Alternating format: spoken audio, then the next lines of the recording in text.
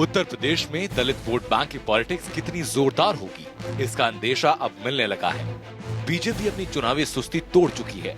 लखनऊ में बीजेपी कार्य समिति की बैठक से पहले पार्टी पदाधिकारियों की बैठक हुई। बैठक में दलित उत्पीड़न के मामलों की फहरिस्त सामने लाई गई और अखिलेश और मायावती सरकारों पर ठीकरा फोड़ा गया। आंकड़ों की जुबान में बोलते हुए पार्टी ने दावा किया कि पिछले साल दलित उत्पीड़न के 92 मामलों को यूपी में अंजाम दिया गया। लेकिन दलित उत्पीड़न के हमने संकलन किया है 92 प्रमुख घटनाओं का एक साल का।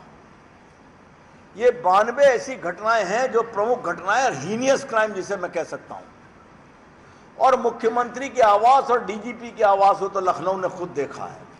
और आज भारतीय जनता पार्टी ये कहने को मजबूर है कि उत्तर प्रदेश की राजधानी लखनऊ बीहड़ में तब्दील हो गई अपराधियों की उस दृष्टि से। बीजेपी ने दावा किया कि माया राज के दौरान हुई वारदातों में खुद को दलितों का मसीहा बताने वाली मायावती किसी भी घटना पर मौके पर नहीं पहुंची और न ही उनकी पार्टी के कोई नेता मौके पर पहुंचे।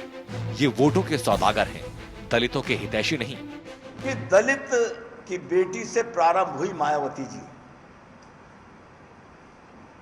उत्तर प्रदेश के किसी घटना स्थल पर अभी तक न मायावती जी गई हैं, न विधान परिषद में उनके नेता नसीमुद्दीन सिद्दीकी जी गए हैं, न विधानसभा में उनके नेता और नेता प्रतिपक्ष आदरणीय स्वामी प्रसाद मौर्य जी गए।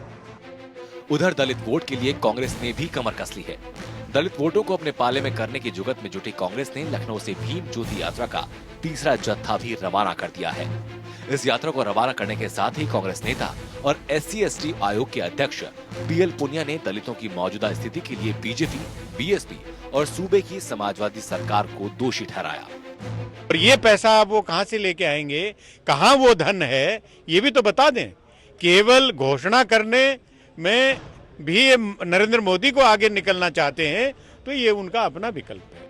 इससे पहले समाजवादी पार्टी भी दलित वोट के लिए लामबंद हो चुकी है। अब बीजेपी और कांग्रेस अपने तेवर दिखा रहे हैं। ऐसे में लोकसभा चुनाव में बुरी तरह हार का सामना करने वाली मायावती के लिए मुसीबतें फिर बढ़ सकती हैं। चुनावी रण में दलितों की राजनीति किस पार्टी के लिए फायदेमंद होती है, ये देखना दिलचस्प होगा। अनामिका सिंह के साथ ब्यूरो रिपोर्ट, APN, लखनऊ।